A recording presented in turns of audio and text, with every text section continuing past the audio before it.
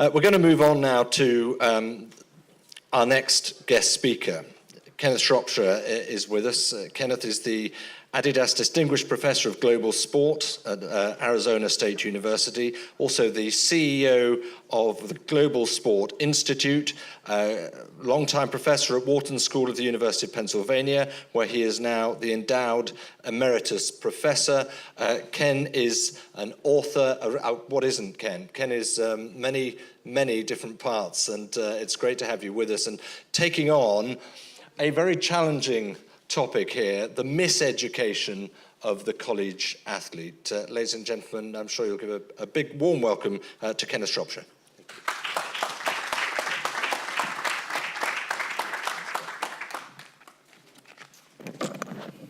Well, thank you, and it's good to be home. Missing from the biography, I grew up here. When I saw Kalen's the title of his talk, I said, well, I didn't know that was my talk. Not exactly the same background, but I went to Dorsey High School. I grew up playing sports at the Crenshaw YMCA. I was blessed to, almost out of nowhere, get a scholarship to play football at Stanford, and changed my life. So everything that I'm hearing today really resonates with the journey that I've been on. And I like to think about everybody has, and I know the next panel is about pyramids, has their personal sports pyramid that we all start at that big base, but we all get squeezed out at some point. And that's the reality of sport, and that's the reality that we all have to face. As was mentioned, I taught at the Wharton School for 30 years, and which was, I didn't even know what the Wharton School was growing up. I mean, I remember I told my father, hey, I got this job at the Wharton School, and he said, what's that? I said, well, University of Pennsylvania, Penn State. I mean, I had this whole thing. It was a life that I couldn't imagine. And as I was at Dorsey, as I was at the Crenshaw Y, I was dreaming big. I was dreaming of being a professional athlete. And in my professional life, what I've looked at is this idea of where can sport take you and how can you best get there? How can you get the most out of sport? And one of the things that we've learned at the business school, and I'll give you a couple of things from that, is if you're going to get somebody to buy what you're selling, the last thing you want to present yourself as is a hero. You don't want to be the hero in the story. You want to be the guide. You want to be the one that teaches the king how to speak so he can give that speech. You want to be Yoda that gives the guidance on how to be the successful warrior. So what I hope to do in the brief time that I have, and I've thought about this for quite a bit, is to help you to understand how to better guide these young men and women to take advantage of the college opportunity they may have that, as Renata set out so clearly, and I'll talk about a little bit more, most likely won't turn into a professional sports activity or professional sports opportunity. So how do we do that? And that may be one of the most difficult things to do. So the two things, and as I look at the pillars, I think that the key pillar in this space is to convey balance, is how do you make sure you convey to the kid that dreams like many of us did, that I'm going to be the professional athlete. How do you help them to understand that you need to think about other stuff too? And I've got two quotes, actually one quote and kind of one date in history that I want to start off with as I weave through this and try to guide you to be a better guide, to make some more heroes out there that have lived with sport. I think the great sports quote of the year, Sloane Stephens, as she lost the French Open, she tweeted, you're used to saying that she said, but she tweeted, you win or you learn, but you never lose. You win or you learn, but you never lose. And I said, well, that really struck me as someplace I had never gotten to in terms of thinking about competitions that I was involved in. the enlightenment of that. I mean, just again, think of another one of the pillars, just how enlightening that is. If that's the approach that you take, that nobody is going to make me lose, I'm going to learn each time the score is not in my favor. This is also, I always look at these sports dates in history. So 68 years ago today, some of you will really be excited about this. Others of you will say, who's that? Willie Mays signed out of high school with the New York Giants. So, and what fits with that, I mean, Willie Mays, and if you want to see joy, watch him make a basket catch, watch him old black and whites of him playing stickball with kids in Harlem. I mean, this is a truly iconic athlete. And he also did something that all of us in that pyramid of sport aren't able to do. He played for 22 years. He played professional baseball for 22 years. So I think about these two things. You know, what are you going to learn when you lose?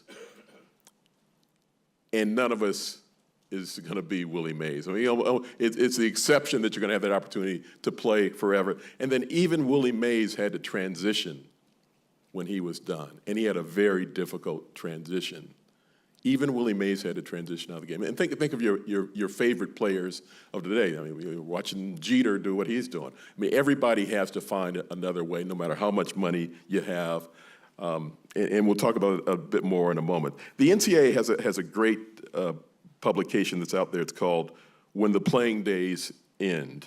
When the Playing Days End. So back to balance again. So at one point, several months back, I tweeted out, hey, for those of you thinking about transitioning in sport, take a look at this. I got so much hate from people saying, it's propaganda from the NCAA. Why would you put something out there the NCAA is saying? And I thought it was a very well, please do take a look at it, a very well-written piece that talks about the steps you need to take along the way to get to that transition phase. And what I got from the response that I got, and what I hope I can help all of you with, is how important the messenger is, who's giving that message. I mean, the NCAA and the entities can put this message out there all day, but it is, Hugo Salcedo and I were talking at the break. It is all of us that are already engaged in this that need to think of better ways to do what we do. How can we do what we do better? And if I leave you with nothing else in this talk, it will be better ways to think about conveying the message of meaningful degree completion and meaningful transitions from sport. And how do we get that done? How do we get people to think about doing that? Will your classes or will your major help you in the next phase in life? Or are your classes merely keeping you eligible? What sacrifice would you have to make on the sports side, the balance, to really get something out of the education that you're getting, this once-in-a-lifetime opportunity once you've made it to that point? And the time to begin that kind of conversation is not, I mean, it's with the Falcons, it's with the panelists that were up here talking to those kids. The time to begin that conversation is as early as possible. And the time to begin to convey the message that you can be something extraordinary. As I said, my pyramid didn't make it to being the star player at TCU. It didn't make it to being a Rhodes Scholar. But I did begin to have some ideas of what was going to be next. And the idea that you can excel and you can do both, which is not often conveyed, is part of what the meaningful degree completion is all about. And what's meaningful can vary.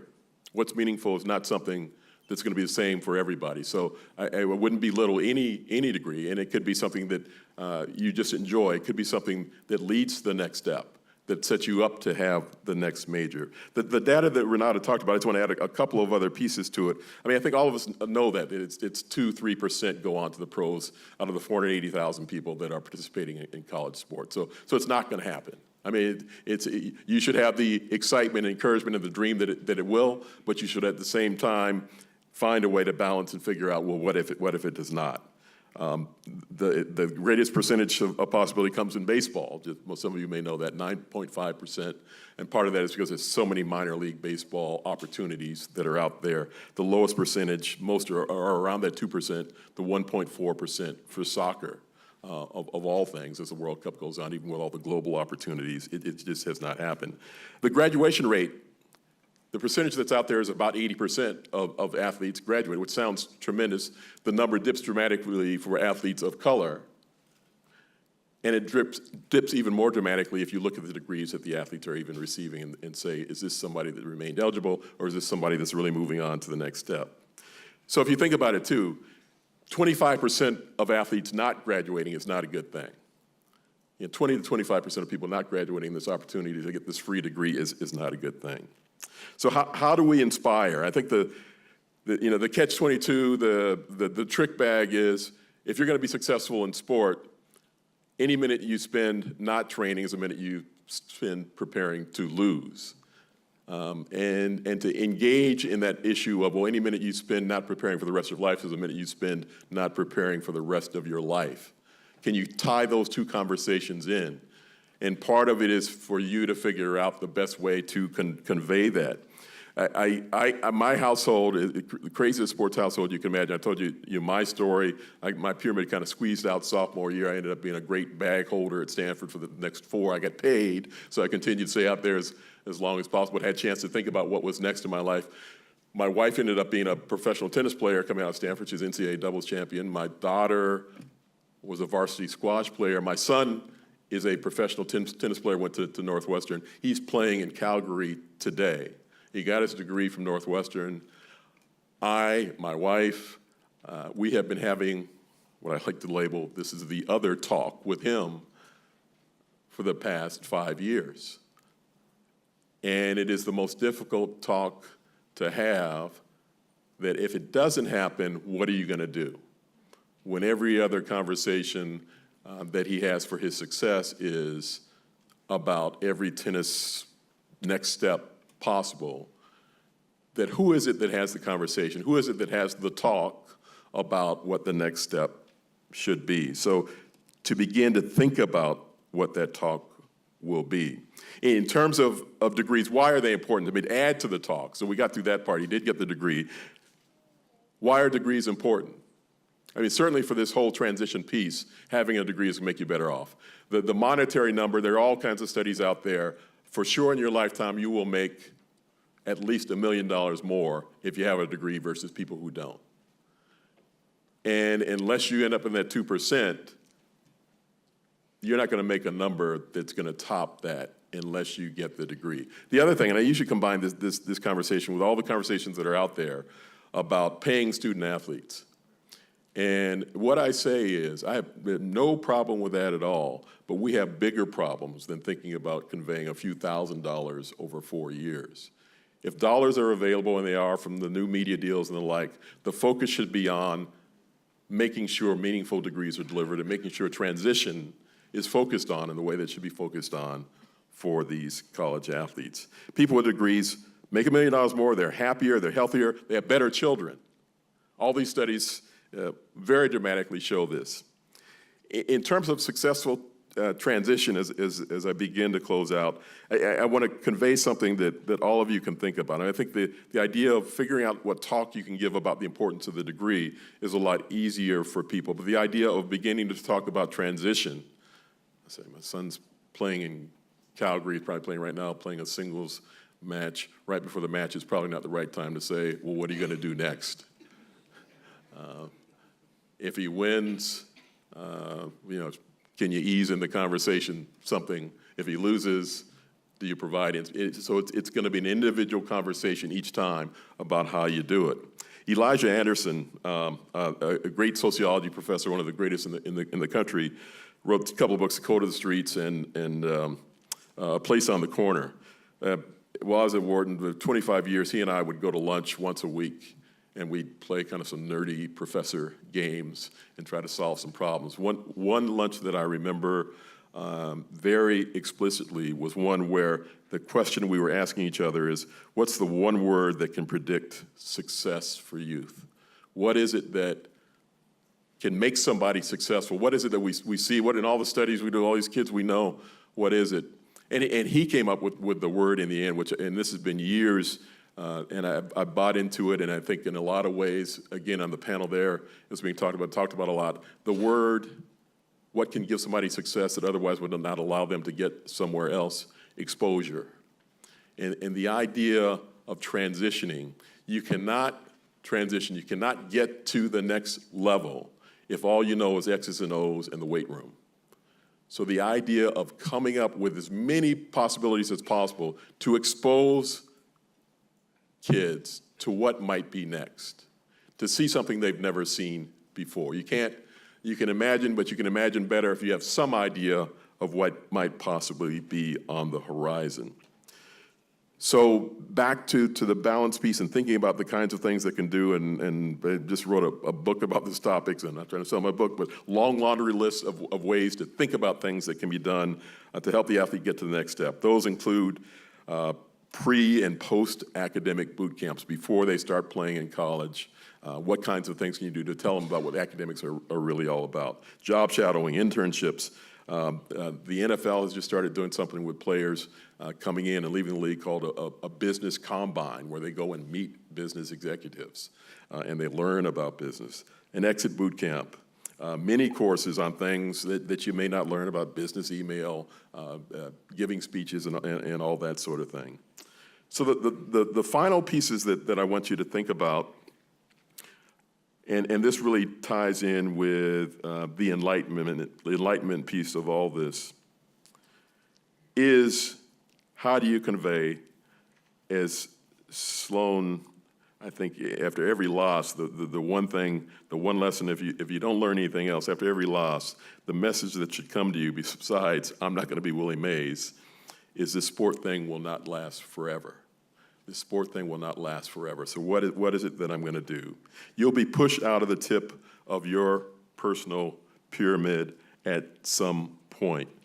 The idea that you as a guide can have these talks, it won't just be one, with multiple people to try to help them get to the next level. Jackie Robinson famously said, and it is, as I've worked with athletes over the years, we started a program at Wharton for NFL players transitioning out of the game. And as I talked to those guys that were still playing in the midst of it, guys that were on the edge, and guys who'd been out, and I'll tell you one of those tragic and consistent things I've heard from even NFL guys. I said, what'd you do as soon as you found out you weren't gonna play anymore? And consistently, there's some version of an answer that says, you mean after I sat and watched TV for 6 months? That it was just that stunning to them that this life that they had prepared for so long was ending. Jackie Robinson is the one that's credited with saying the athlete dies 2 deaths. The one on retirement and then mortality. And it's rare that anybody has to endure that sort of thing twice, that you've got to figure out what's next. And it's incumbent upon us to figure out a way to be the guides to help these kids as early as possible to both fulfill their dreams of succeeding in sport, being as successful as possible, but also to understand there's gonna be another life. And that life is gonna be longer than the playing life, even if you're Willie Mays. What is it that you're gonna do for the rest of your life? So in the end, with compassion, how do you convey to a kid, you're gonna lose your position to someone else. You're gonna fall out of the rankings. You're gonna have a career-ending injury. At that moment, what will you do? What conversation can you have to add into the great things that you already do? How many more conversations can you add to your workload to make sure this message is conveyed and that we create many more great people that have this fantastic foundation that we've talked about that can propel them to be great leaders in life. So your takeaway, again, the professor, we'll make sure somebody knows what they take away from the moment, and I appreciate the time that you've given me.